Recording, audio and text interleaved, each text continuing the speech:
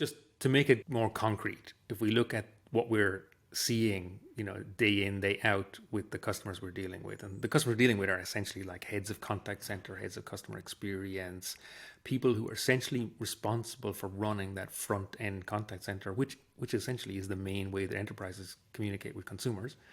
And the people who are responsible for running those, they have problems like, I would like if my IVR that I already have in existence, um, that it could look up in the background what were the last things that the customer did, and then decide on that basis, right? So, and the issue that, of course, the frustration for the person responsible for this is that they'll know that consumers complain about waiting too long in the IVR. They'll know that their NPS, their Net Promoter Score, goes down when they can't answer calls because they suddenly have 10,000 calls within 10 seconds on a Monday morning. They'll know that their CSAT goes down. CSAT is customer satisfaction, and they also will generally know in great detail where the issue lies. Like they will say, it's not like these folks need to be educated. In fact, they're educating us. Like that, we're always listening to the customer to find out what is the problem, and they will know exactly. They will say it costs us €1.05 to deal with per minute, agent minute, to deal with a complex query. These agents are highly trained, but unfortunately, these highly trained agents are dealing with routine tasks 80% of the time. And they will say, to solve this routine task, what I would need to do is I would need to look up whether the customer has an order open when they phoned, whether they tried to do something on another channel, email or chat or something yesterday or earlier in the day. And if the IVR could respond to that and say, hey, are you calling about what you emailed us about earlier? And then you'd probably cut the customer's interaction in automation down to seconds. And if it was an important query, they'd go correct to one of the skilled agents. If it was not an important query, it would be automated.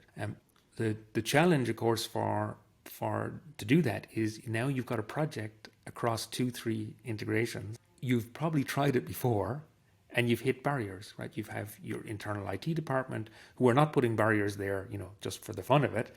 They're genuine barriers. They say, well, actually, that's quite a difficult integration to do. Or if I do that, how am I going to actually build the software? And you're going to start a software project with QA cycles, with the inevitable delays that come with that kind of project.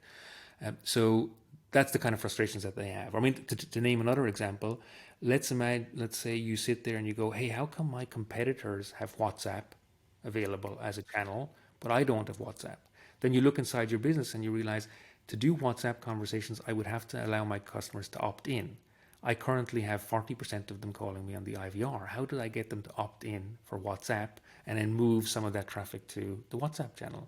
You need a concrete solution. Then you as the the person responsible for that in operations, try to figure out, well, how the hell do I solve this problem?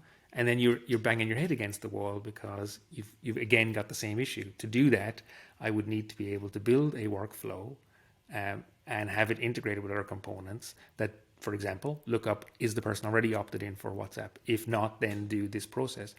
And so essentially what you need is a business process tool for solving those problems. And it's quite hard to actually deploy inside a traditional, even relatively advanced contact center structure.